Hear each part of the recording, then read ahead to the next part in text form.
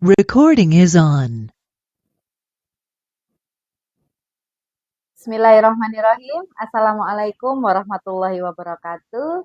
Jumpa lagi dengan saya Apoteker Dini, teman-teman. Mari kita bersyukur kepada Allah atas segala nikmat yang diberikan kepada kita semua ya. Di pagi hari ini kita dapat berjumpa kembali dalam keadaan sehat walafiat, tidak kurang suatu apapun. Pertama kali saya ucapkan selamat kepada teman-teman yang sudah hadir di sesi ini. Artinya teman-teman telah menuntaskan tugas dan juga penilaian dari sesi pertama kita. Kemarin apa materinya? Ada yang masih ingat? Betul, dasar-dasar product knowledge. Kita berjumpa lagi di pembelajaran sesi kedua, yaitu terkait saluran nafas ya teman-teman. Untuk pertama kali ini saya akan membahas tentang respiratory problem, yaitu di batuk pilek.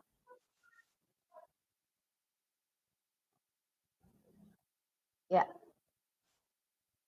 hari ini kita akan membahas segala sesuatu tentang problem atau permasalahan di saluran nafas ya, terutama saluran nafas bagian atas. Ya, yang pertama terkait definisinya, kemudian yang kedua etiologi, ceritanya gimana, kok bisa terjadi penyakitnya itu. Kemudian yang ketiga adalah gejalanya. Yang keempat tanda-tanda objektifnya. Kemudian objektif itu yang bisa diukur gitu ya. Ada gejala yang bisa diamati, misalkan suhu tubuh, kemudian gejala-gejala yang lain yang bisa diukur. Kemudian yang kelima terapi farmakologinya, obat-obatan yang kita pilih apa. Kemudian non farmakologi yaitu terapi selain obat. Sebelum memulai pembelajaran, mari kita mulai dulu dengan membaca basmalah bersama-sama ya. Bismillahirrahmanirrahim. Semoga Allah hadirkan keberkahan di dalam majelis ilmu kita. Sekarang di definisi ya teman-teman, batuk adalah mekanisme pertahanan tubuh dalam upaya untuk membersihkan saluran udara dari benda asing. Termasuk yang bersifat patogen. Patogen itu menimbulkan penyakit ya, dan juga partikel asing. Sehingga kalau boleh saya katakan batuk itu bukanlah penyakit ya. Batuk itu adalah suatu mekanisme pertahanan tubuh normal. Ketika ada sesuatu asing yang masuk ke dalam saluran nafas kita, maka Allah berikan mekanisme batuk itu untuk segera mengeluarkannya. Sedangkan pilek, pilek biasanya sangat lazim seperti halnya batuk disebabkan oleh virus infeksi saluran atas. Anak-anak lebih sering terkena pilek 5 sampai 6 kali dalam setahun daripada orang dewasa terjadi 2 sampai 4 kali setahun. Oke, next. Bagaimana ceritanya terjadi batuk dan pilek ini? Seringkali masyarakat kita itu salah kaprah ya, sehingga yang mereka minta ketika batuk pilek itu buru-buru antibiotik. Ya memang mereka tidak salah karena sistem pengobatan mungkin ya yang dari vaskes tingkat pertama itu yang mengajarkan kurang tepat sehingga masyarakat kita sudah sangat kenal sekali dengan Yusimok, amoxilin gitu ya untuk diberikan kepada anak-anak mereka yang mengalami batuk pilek. Padahal kalau kita lihat dari cerita mulanya bagaimana penyakit ini terjadi, mekanisme ini bisa terjadi, yaitu diawali dari lebih dari 200 subtype virus menimbulkan gejala flu biasa, termasuk rhinovirus. Ya. Terhitung 30 sampai 50% dari semua kasus itu penyebabnya adalah rhinovirus, kemudian ada virus corona, virus parainfluenza, virus sinyal pernafasan, dan adenovirus. Virus itu setelah menempel di mukosa hidung kita, masuk ke dalam mukosa hidung di epitel bronkial, dia akan menempel pada reseptor spesifik yang menyebabkan kerusakan pada sel bersilia. Hal ini menyebabkan keluarnya mediator inflamasi, mediator peradangan, yang menyebabkan peradangan pada jaringan yang melapisi hidung. Nah, Permeabilitas sel kapiler dinding meningkat mengakibatkan udem, ada pembengkakan, kemudian pasien kemudian mengalami hidungnya tersumbat, bersin-bersin. Nah, cairan mungkin menetes dari bagian belakang tenggorokan menyebabkan virus ini menyebar ke tenggorokan dan dada bagian atas, menyebabkan batuk dan sakit tenggorokan. Ya, aslinya tadi tuh awal mulanya adalah ulahnya virus yang masuk. Ya, virus masuk menyebabkan reaksi-reaksi peradangan di dalam saluran nafas kita sehingga menyebabkan keluarnya mediator inflamasi. Mediator inflamasi itulah yang menyebabkan kita merasa hidungnya tersumbat atau ingin bersin-bersin atau nyeri pada daerah tenggorokan. Bagaimana penularannya terjadi? Transmisi atau terutama oleh virus yang bersentuhan dengan tangan, kemudian menyentuh hidung. Ya, jadi kalau di lingkungan sekitar kita itu sedang ada yang pilek, batuk atau pilek, sebaiknya kita tidak sering memasukkan tangan kita itu ke dalam area hidung. Yang paling mudah itu terkena adalah hidung ya pertama ya. Jadi tangan kita bersentuhan dengan virusnya tadi, virusnya itu bisa tetesan yang menempel di benda yang kita pegang, di gagang telepon atau di laptop ya yang sering dipakai teman-teman, gadget, HP, atau makanan atau benda-benda yang ada di sekeliling kita, meja gitu. Ketika itu virusnya yang dari orang sakit tadi itu menempel di sana, tangan kita nempel, nah kita memasukkan tangannya ke hidung itu akan mudah membuat penyebaran virus itu masuk ke dalam rongga hidung kita. Ya, pada pasien tertentu, anak di bawah 2 tahun, manula dan dengan penyakit tertentu, gejala yang muncul mungkin lebih berat karena sistem pertahanan mereka itu masih lemah. Pilek biasanya sembuh 7 sampai 14 hari, namun tergantung daya tahan tubuhnya ya. Kalau seseorang dengan daya tahan tubuh yang baik, dia makanannya juga eh, gizinya kecukupannya diperhatikan, aktivitasnya olahraga juga ada, istirahatnya cukup. Insya Allah pemulihannya itu bisa lebih cepat dibandingkan dengan mereka yang tidak memperhatikan itu. Virus flu dapat tetap hidup pada permukaan benda itu selama beberapa jam, teman-teman. Ya, penularan terjadi ketika tangan menyentuh barang tadi. Sudah saya ceritakan, penularan melalui batuk dan bersin memang terjadi, meskipun itu adalah mekanisme sekunder, jadi bukan yang utama. Yang utama itu adalah ketika tangan kita sendiri nih yang terkontaminasi, kemudian kita sentuhkan di area hidung kita. Maka tidak ada salahnya cuci tangan pakai sabun setiap beberapa jam setelah kita beraktivitas, itu akan sangat membantu kita untuk hidup lebih sehat, terutama terhindar dari virus flu ini. Gejala yang dialami ini kayaknya sudah biasa ya, kita sudah dari kecil sudah mengalami gejala flu, batuk pilek, hidungnya rasanya gatel, demam, kemudian bersin-bersin, batuk, kemudian merasa pusing, berat untuk bernafas, kepalanya sakit, dan kelelahan. Nah, gejala-gejala inilah yang bisa dengan mudah kita kenali dan dari pasien kita tentunya penggaliannya itu nanti akan kita arahkan gejala batuknya ini batuk yang seperti apa. Kalau gejala umumnya seperti yang tadi saya jelaskan. Kemudian ada perbedaan gejala dari batuk yang disebabkan oleh coronavirus atau COVID ya, yang tahun 2000-an 2010 ya, mulai masuk ke Indonesia itu banyak korban. Terus kemudian kalau influenza virus itu sebetulnya sudah lama sebelum corona itu sudah tenar di luar negeri, tapi alhamdulillah kalau di Indonesia itu cold aja.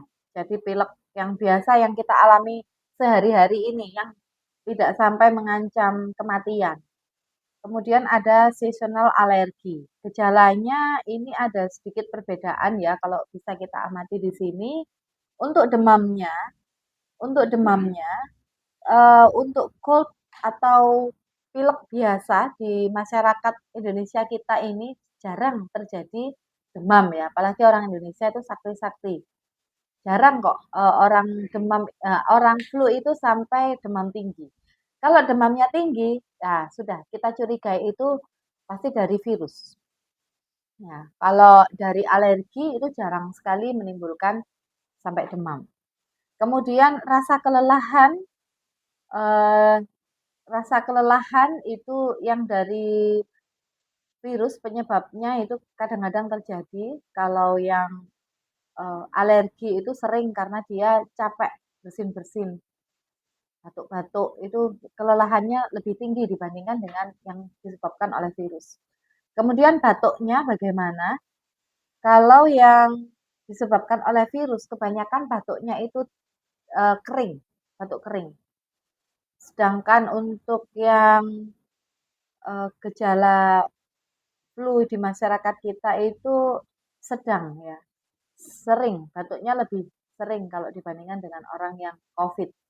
Seringkali orang COVID tidak dikenali ya. Dulu itu tiba-tiba masuk rumah sakit gitu aja karena dia udah sesak nafas gitu. Karena memang gejala batuknya tidak sesering kita yang batuk pilek biasa. Kemudian apa lagi? Sesak nafas ya, sneezing.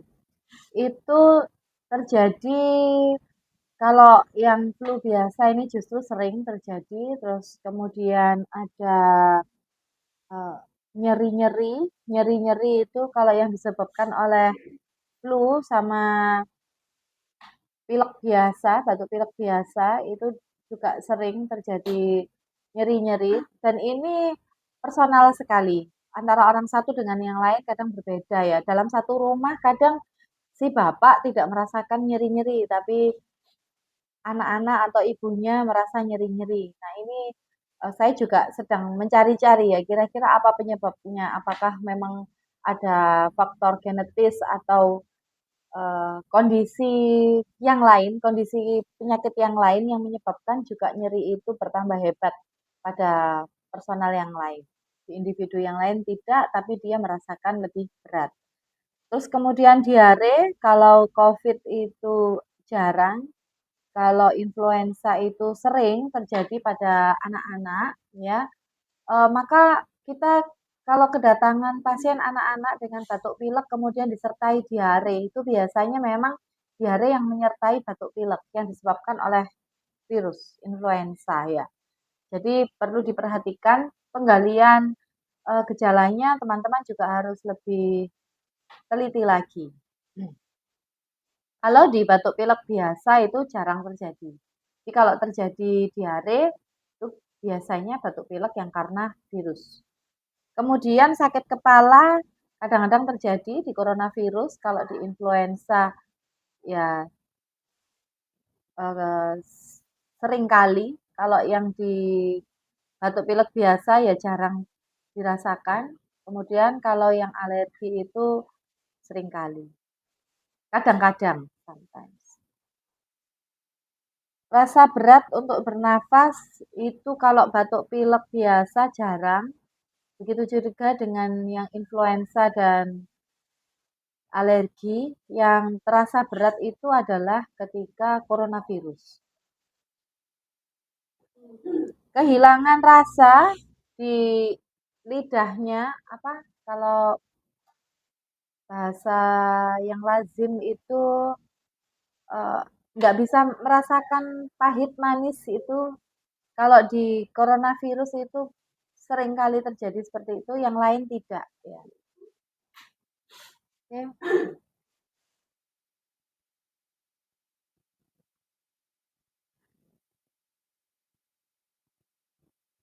Perbedaan gejala sudah, next ya.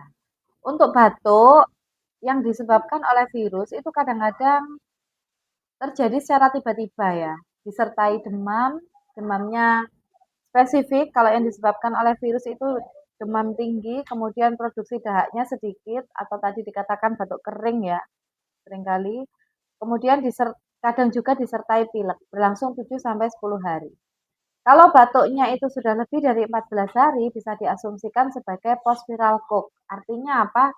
Artinya ada penambahan infeksi selain dari virus itu ada campur tangan bakteri yang masuk juga. Sehingga setelah 14 hari biasanya batuknya itu menjadi berdahak, menjadi lebih kental, menjadi warnanya itu ada kekuningan atau kehijauan. Nah, itu awalnya mungkin kalau tertata laksana dengan baik, batuk yang disebabkan oleh virus itu sebelum 14 hari bisa diatasi, dia sudah bisa hilang, dia tidak menimbulkan infeksi sekunder. Tapi setelah lebih dari 14 hari daya tahan tubuhnya makin menurun, dia bisa ditumpangi oleh bakteri sehingga batuknya gejalanya itu berubah menjadi berdahak, kental, warnanya ada kuning atau hijau. Nah, inilah yang kemudian menyebabkan ketika pasien itu datang kepada dokter, mereka langsung diberikan resep antibiotik. Nah, kemudian pada saat terjadi gejala yang sama nih, saya dulu awalnya kayak gini, saya biarin, saya nggak datang ke dokter. Akhirnya lama nggak sembuh-sembuh, ya udah langsung aja saya mau beli ke apotek Yusimok misalnya ya, amoxicillin karena nyontoh dokternya sudah memberikan itu di pengobatan yang sebelumnya. Apakah ini tepat teman-teman? Sebetulnya tidak tepat ya, karena kalau baru muncul sehari, 2 hari, 7 hari, itu penyebabnya adalah virus. Maka yang harus dikuatkan dulu adalah daya tahan tubuhnya. Daya tahan tubuhnya itu yang menjadi perhatian utama kita, bukan hanya gejalanya. Kalau menghilangkan gejalanya aja banyak pilihan obatnya ya. Tapi kalau untuk support imunnya, bagaimana mempertahankan kesehatan seseorang itu supaya dia tetap bertahan dan bisa mengeliminasi penyakit yang disebabkan oleh virus itu adalah yang utama yang harus kita perhatikan. Ya, kemudian virus itu bisa menular sekitar 1 hari saja sebelum gejala muncul sampai 4 hari setelah gejala dimulai. Maka kita tidak heran kalau satu keluarga itu ada yang batuk pilek, kemudian yang lainnya itu akan tertular, apalagi dengan kebiasaan makanan yang sama, pola hidup yang sama, itu biasanya akan menular. Tapi kalau di keluarga itu mereka sudah aware terhadap kesehatannya dan lebih berhati-hati menjaga makanan dan pola hidupnya, penularan itu juga tidak akan mudah terjadi. Jenis batuk ya ada dua, teman-teman. Kalau kita kenal batuk berdahak sama yang tidak berdahak ya. Yang produktif itu ada dahaknya, ada yang sesuatu yang ingin dikeluarkan gitu. Kalau tidak produktif itu yang batuk kering. Biasanya terasa gatel banget. Udah sekalinya batuk pasti nggak mau berhenti gitu. Inginnya batuk terus ngiklik, apalagi terjadi di malam hari makin gatal biasanya seperti itu. Mereka kita lebih hati-hati ya ketika pasien itu kita hanya bertanya batuknya kering atau berdahak Pak atau Bu gitu. Mereka tidak bisa mudah mengenali batuknya sendiri. Kita yang harus memancing.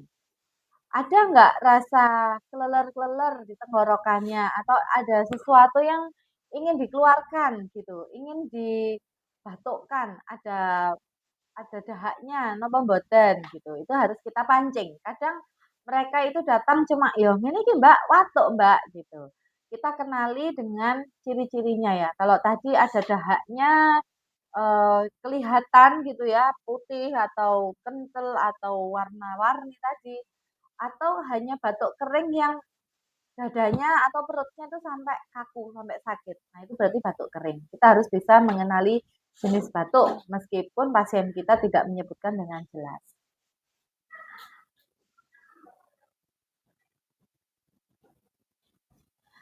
Kemudian ada kondisi lain teman-teman yang juga perlu kita perhatikan ya, selain batuk pilek biasa tadi itu ada kondisi lain namanya UACS, Upper Airways Cough Syndrome, yaitu keluarnya cairan sinus dari hidung yang mengalir di belakang hidung dan masuk ke tenggorokan. Pasien menggambarkan ada sesuatu di tenggorokannya, sering berdehem begitu, kemudian di bawah sininya itu, di pipinya ini, bagian atas ini terasa kayak ada yang ngilu-ngilu. Nah, ini dikhawatirkan ada seperti sinusitis gitu ya. Ini perlu pemeriksaan, kalau bisa direkomendasikan untuk ke dokter sehingga bisa diresepkan antibiotik nanti.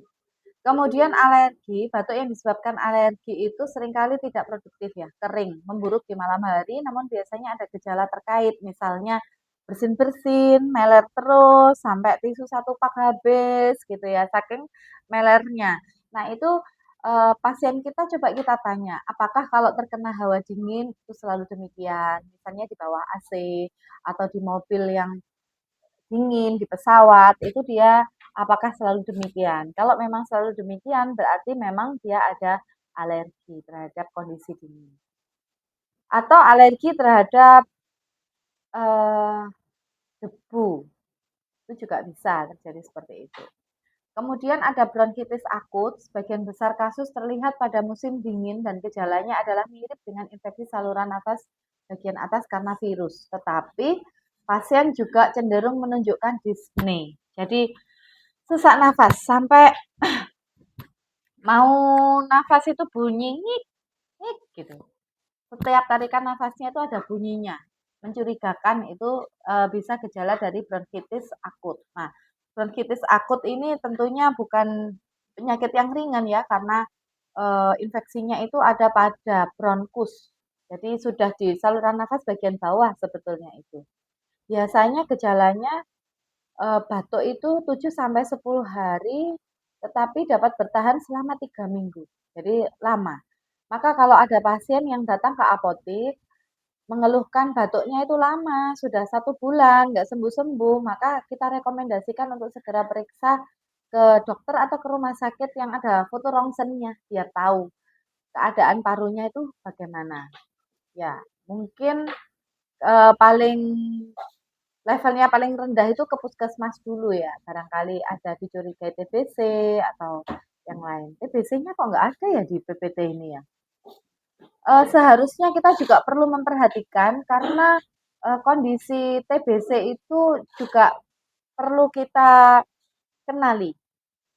Selain dia merasakan batuk, TBC itu dia sering berkeringat di malam hari tanpa sebab yang jelas. Jadi gak lapo-lapo, gak tandang gawe bengi-bengi, gak habis bekerja keras gitu ya. Tapi tiba-tiba keringat dingin gitu. Di malam hari batuknya kadang-kadang muncul, kadang-kadang tidak. Itu bisa berlangsung selama 40 hari lebih dan dia berat badannya menurun.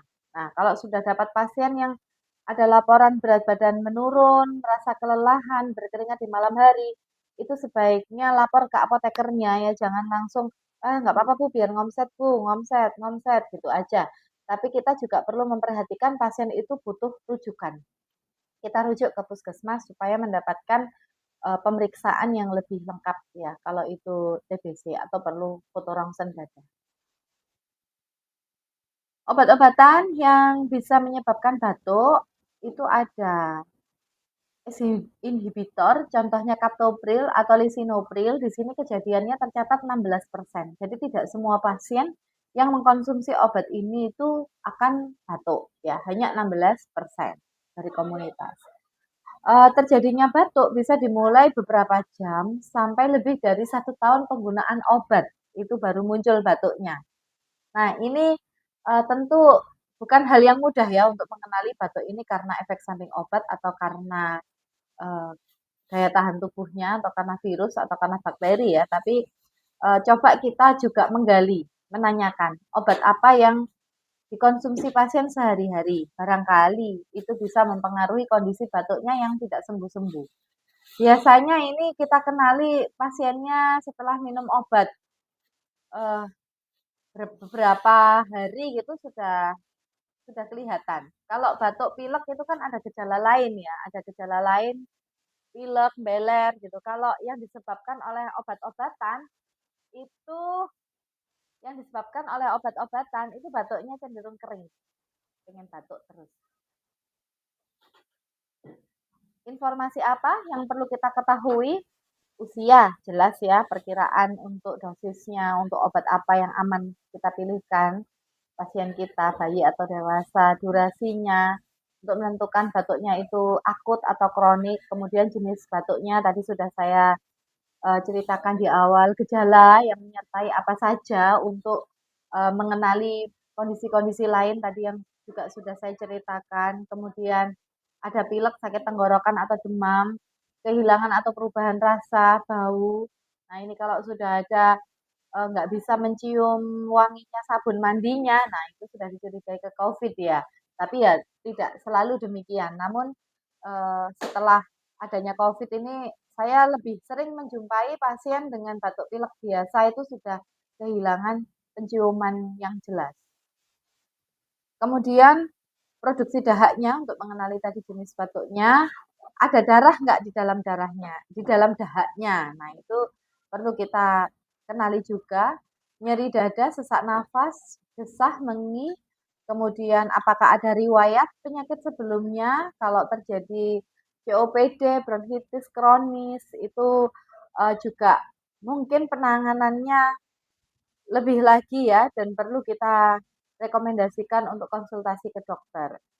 Kemudian apakah ada kebiasaan merokok? Nah, ini juga kita perlu perhatikan tidak hanya simptomatis atau menghilangkan gejala batuknya saja, tapi kalau pasien itu sudah ada kebiasaan merokok dan dia sulit berhenti dari merokoknya, kita bisa menambahkan antioksidan untuk membantu sel parunya untuk meregenerasi sel lebih baik lagi. Meskipun jalan terbaik sebetulnya ya meninggalkan rokoknya. Kemudian obat yang sering digunakan untuk mengkonfirmasi apakah batuknya itu disebabkan karena obat atau bukan. Kemudian ada dekongestan, obat golongan dekongestan yaitu uh, obat yang digunakan untuk mengurangi pembengkakan pembuluh darah di dalam hidung. Bisa mengatasi hidung meler, tetapi bukan hidung tersumbat ya. Jadi untuk pasien yang mengalami pilek, hidungnya meler, terus bisa kita berikan golongan dekongestan. Apa saja? Yaitu yang mengandung pseudoephedrine, fenilpropanolamin, kemudian epinefrin, oxymetazoline, seperti itu contohnya. Fenilpropanolamin di beberapa negara sudah tidak dipakai karena efek sampingnya. Kalau di Indonesia masih los, masih banyak yang menggunakan. Ya, karena uh, kalau saya secara pribadi tidak akan memberikan rekomendasi obat tersebut, fenilpropanolamin ya. Tapi kalau pasiennya itu yang meminta, baru kita berikan dengan edukasi bahwa hati-hati mungkin akan menyebabkan jantungnya berdebar lebih cepat. Dan hati-hati teman-teman untuk anak usia di bawah 2 tahun, dekongestan ini tidak direkomendasikan ya. Tidak direkomendasikan karena tidak aman tadi menyebabkan jantungnya berdebar. Untuk anak yang lebih dari 2 tahun, contohnya neofedrin drop, alkodrop itu bisa kita berikan kalau memang pileknya itu sangat mengganggu sampai anaknya gelisah. Atau biasanya sih kita melayani resep yang mengandung ini. Lebih hati-hati lagi aja kalau untuk bayi memang penanganannya harus hati-hati, kita perhatikan dia prematur atau tidak itu juga perlu kita tanyakan. Karena kondisi anak prematur biasanya organnya itu belum sempurna. Sehingga kalau kita berikan obat-obatan dikhawatirkan terjadi efek yang tidak diinginkan. Untuk usia 2-12 tahun ada Alkoplus, sirup Zenta, sirup Trifet, sirup Triamini, Guvagrip, dewasa Trifet gitu ya. Contohnya di apoteknya teman-teman nanti bisa dikenali. Pokoknya yang mengandung kandungan ini. Kemudian ada berikutnya antipiretik, obat penurun demam. Nah, ini kita berikan untuk membuat pasien kita itu nyaman. Ya, demamnya tidak untuk buru-buru diturunkan, tetapi demamnya untuk diamati sampai berapa derajat, jam berapa saja dia terjadi demam untuk mengenali ini penyakitnya disebabkan oleh bakteri atau virus ya. Terutama untuk penyakit-penyakit yang disebabkan oleh virus, tadi kan gejalanya adalah demamnya itu tinggi, lebih tinggi daripada yang disebabkan oleh bakteri.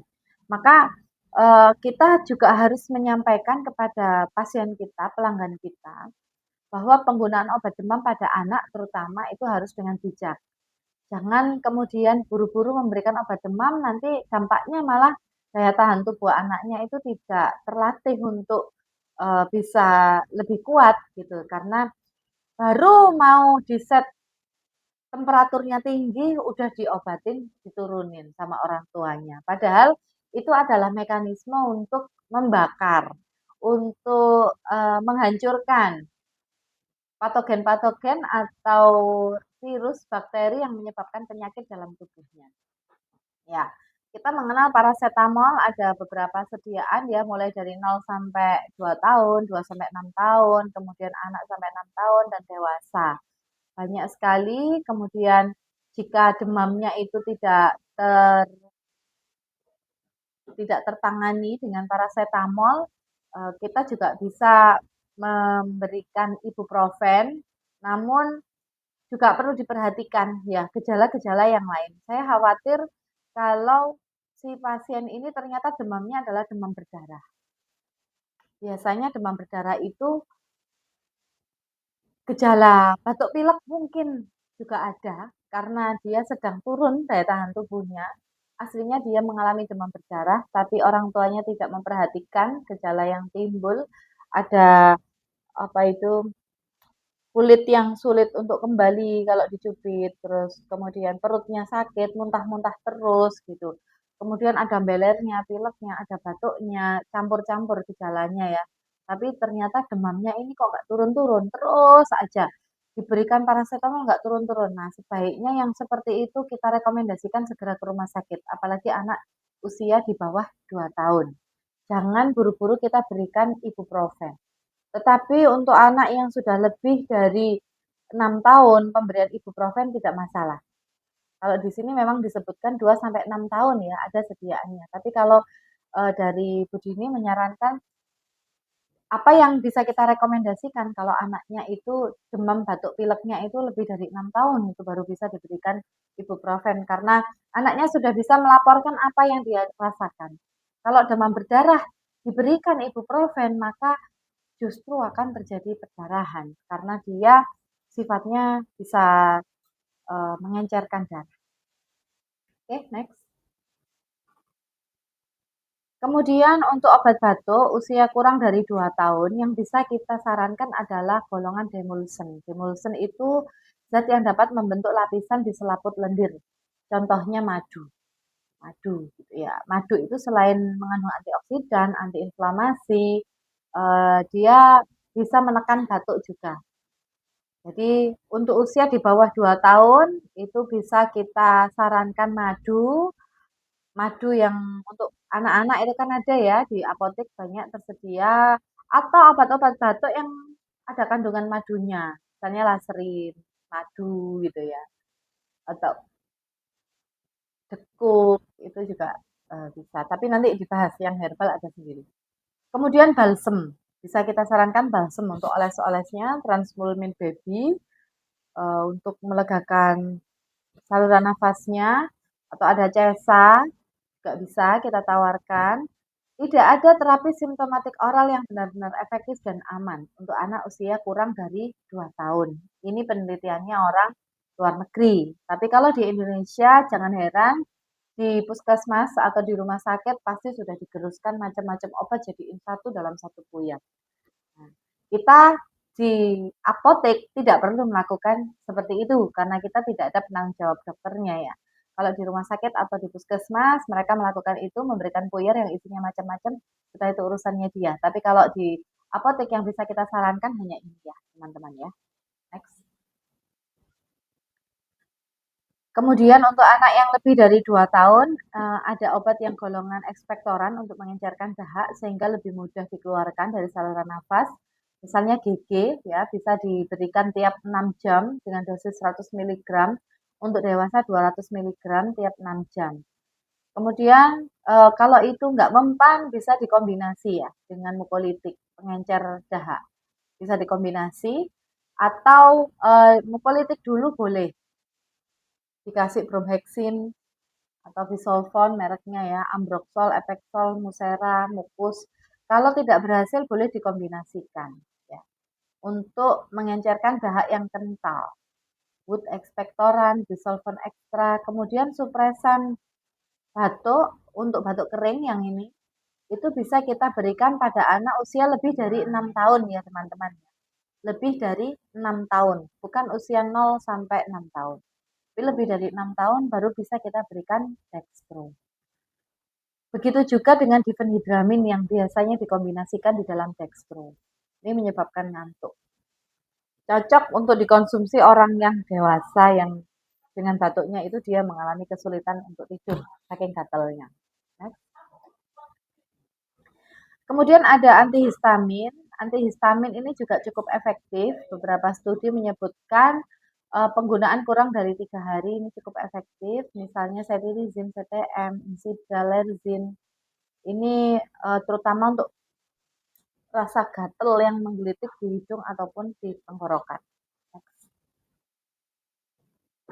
Obat kombinasi, next. Obat herbal ada beberapa macam. Ini obat herbal di apotek ya. Manfaatnya cukup banyak selain untuk mengencerkan dahak, juga mengurangi frekuensi batuk, melegakan tenggorokan. Juga ada yang meningkatkan daya tahan tubuh ya, yang sudah ada kandungan echinacea ataupun Phyllanthus nirurinya. Bisa digunakan untuk anak sampai orang hamil atau menyusui yang herbal tadi. Terapi suportif ini yang perlu yang justru kita perhatikan ya teman-teman ya. Kalau terapi simptomatis menghilangkan gejalanya tadi di awal itu sudah lazim, sudah diminta sama pasiennya sendiri. Kalau terapi suportif ini kita yang harus mengupayakan agar pasiennya itu yakin bahwa dia harus mengambil terapi suportif ini untuk menunjang keberhasilan pengobatannya. Apa itu? Madu misalnya, madu TC, madu ben sehat, madu apa yang ada di apoteknya teman-teman. Kemudian Transfulmin Baby atau Kids, ada Fit Baby Balsam, Kopal untuk oles-olesnya ya sehingga bayinya merasa nyaman atau anaknya yang balita itu merasa nyaman. Kalau orang dewasa ya bisa ditawarkan fresh care, safe care gitu ya bisa. Kemudian echinacea. Echinacea ini ada pada Immunojunior kalau untuk anak-anak, ada yang dalam sediaan sirup, kemudian Immunoforce. Immunoforce itu macam-macam, ada yang plus CD, plus vitamin C dan D, ada yang extra action dengan dosis yang lebih tinggi untuk mereka yang batuk lebih dari 7 hari yang belum pernah mendapatkan echinacea, sebaiknya kita booster pakai Immunoforce yang extra action. Kemudian juga kita bisa rekomendasikan vitamin C terutama untuk memperbaiki daya tahan tubuhnya. Bisa Piruesi, Kalwesi, Zamel, Apialis, Sakatonik, dan lain-lain yang mengandung vitamin C. Zinc juga perlu kita berikan, terutama pada mereka anak-anak yang seringkali juga selain batuk pilek juga ada diarenya. Zinc, Zinkit. Kemudian antiseptik untuk tenggorokan. Nah, ini tidak kalah ya teman-teman. Biasanya gejala yang mengawali itu justru gatal di tenggorokannya. Nah, ini kita edukasi pasien kita supaya lebih aware lagi terhadap kesehatannya. Sebelum batuk itu terjadi, pasti ada rasa gatal di tenggorokan. Nah, mulai dari gatal di tenggorokan itulah sebetulnya kita bisa mulai mengkonsumsi antiseptik untuk tenggorokan dan juga sekaligus echinacea-nya. Support daya tahan tubuhnya itu bisa kita berikan di fase awal sehingga nggak sampai terjadinya batuk yang sampai lebih dari 7 hari.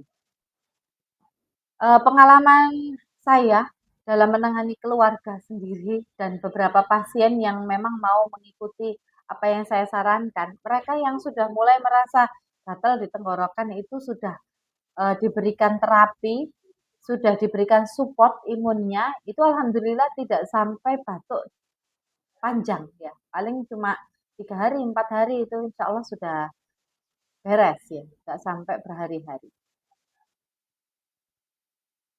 Kemudian ada terapi non farmakologi, tentu saja selain minum obat juga perlu istirahat yang cukup, nggak boleh kerja terus ya, minimal 8 jam per hari, minum air putih lebih banyak supaya saluran nafasnya itu tetap lembab, sehingga kalau lembab saluran nafasnya itu tidak mudah ya partikel asing itu masuk. kalau ada partikel asing masuk itu saluran nafas juga akan lebih cepat untuk bisa mengeluarkannya. Olahraga dan berjemur untuk meningkatkan imunitas, cuci tangan pakai sabun, memakai masker untuk menghindari partikel alergen, ya juga untuk menghindari penularan di area lingkungan kita bagi kita yang sedang sakit. Kemudian menghindari rokok, asap kendaraan, dan polusi udara yang lain. Makan makanan yang bergizi seimbang, menghindari makanan yang dapat memicu terjadinya alergi. Itu teman-teman. Jadi selain terapi obat-obatan, kita juga perlu merekomendasikan terapi non-farmakologi untuk membantu para pelanggan kita, pasien-pasien kita untuk bisa memulihkan dirinya, sehat kembali, dan dapat beraktivitas seperti semula. Ini ada contoh ya, formularium pilek yang ada di Apotik Jaya Farma Mojosongo. Teman-teman juga bisa mendiskusikan bersama dengan apotekernya di masing-masing apotik untuk bagaimana mengatasi batuk pilek ini, pilek ya, yang ini khusus untuk pilek anak usia 0 sampai 2 tahun. Karena tadi tidak ada terapi simptomatis yang aman dan efektif, maka kita bisa merekomendasikan Sterimar Nasal Baby. Jadi untuk membilas saluran nafasnya baby supaya tidak terjadi infeksi yang lebih berbahaya lagi, itu kita bisa merekomendasikan itu mulai anaknya pilek, kemudian oles-olesnya Transpulmin, kemudian vitaminnya. Ya, apalagi kalau anaknya tidak full ASI. Sebaiknya kita sarankan untuk vitamin drop. Kemudian yang 2 sampai 6 tahun itu sudah mulai boleh menggunakan sediaan Alkodrop atau Rinus Neodrop atau Rinus Junior atau Nipet Drop ya, tergantung gejala yang disampaikan apa, atau lebih amannya ini dengan resep ya, karena kita juga harus perlu menanyakan babynya tadi itu prematur atau tidak. Kita bisa menambahkan support imun untuk anak yang di atas usia 2 tahun ya. Immunojunior, kemudian Imbus Force, sirup. Kalau teman-teman di apoteknya tidak ada Immunojunior, bisa pakai Imbus Force.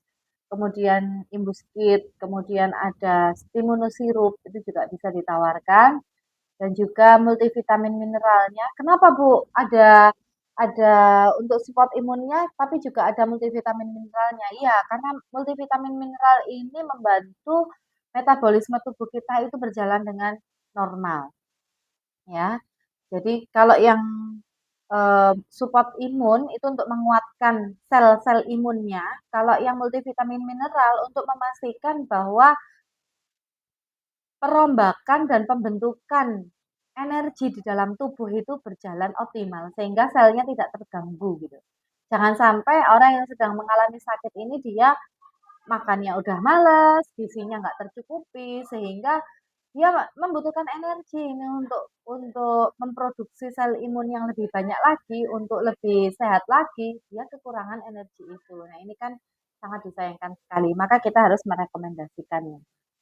Kemudian untuk yang usia di atasnya tadi bisa mengikuti produk-produk yang ada di apoteknya ya. Prinsipnya adalah sama, simptomatisnya itu, kemudian suportifnya kita berikan support imun dan cross link sellingnya bisa kita tawarkan untuk multivitamin dan mineral.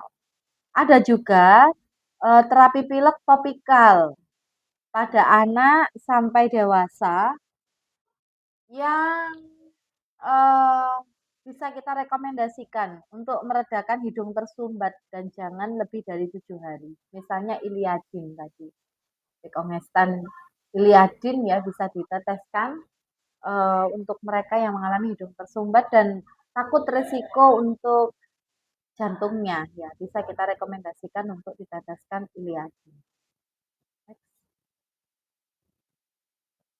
Formularium batuk bisa kita lihat di sini untuk simptomatisnya, rekomendasi obat untuk 0 sampai 2 tahun yang kita rekomendasikan Dekuk Kids, kemudian Laserin Madu, yang kemasan besar dulu ya yang ditawarkan, kemudian baru yang kemasan kecil kalau keberatan yang besar. kemudian multivitaminnya, kemudian oles-olesnya. Nah, mulai di atas 2 tahun kita tawarkan selain multivitamin juga untuk support imunnya, sama seperti yang pilek tadi ya. Untuk pemilihan obat batuknya, ini nanti disesuaikan ya, berdahak atau tidak berdahak. Kalau yang di sini untuk yang berdahak itu, untuk dewasa itu Bu Dini lebih rekomendasikan untuk yang kandungannya asetilsistein ya. Di AJF kebetulan yang mereknya paling mahal itu L-Acis, jadi saya tuliskan di sini L-Acis, bronkosetin, ini ada yang baru, kemudian asetilsistein. Terus kalau masih masih belum membaik, bisa kita kombinasikan dengan bisolfon atau Epexol. Kemudian suportifnya Adapt Formula, ya multivitamin mineral yang dari Unihealth, bagus itu kualitasnya. Sehari cukup 1 kali, tidak perlu berhari-hari sakitnya, insya Allah segera sehat kembali. Parmaton masih kosong ya di beberapa apotek ya. Kemudian Zegafit juga bisa jadi alternatif, Renovit Gold lah minimal ya bisa kita tawarkan. Kemudian cross sellingnya sama tadi yang untuk support imunnya. Selain Immunoforce, kita juga bisa merekomendasikan Leggrass untuk mereka yang merokok ya, atau suaminya merokok. Nah, ini biasanya pemulihan batuknya selain dari support imunnya juga diperlukan Leggrass untuk membantu sel parunya regenerasi lebih baik. Kemudian batuk tidak berdahak untuk anak usia 0 sampai 2 tahun, Depuk, Lasrin Madu. Pakai yang herbal ya, karena tidak ada terapi yang aman untuk mereka. Next, masih ada lagi. Sudah. Ini adalah slide terakhir, teman-teman. Dari contoh formularium ini, barangkali nanti teman-teman bisa mendiskusikan dengan apotekernya ya, untuk menentukan pilihan obat-obatan apa yang akan kita rekomendasikan kepada pasien kita ya, sehingga mungkin ada produk yang diprogramkan atau ada program dari apotekernya itu ingin obat apa yang direkomendasikan bisa dimasukkan di dalam formularium tersebut sehingga teman-teman bisa dengan mudah untuk memberikan rekomendasi ke pasiennya. Demikian teman-teman untuk materi batuk dan pilek, semoga bermanfaat. Silahkan dilanjut diskusi bersama tim HCM Learning and Development. Terima kasih atas perhatiannya. Assalamualaikum warahmatullahi wabarakatuh.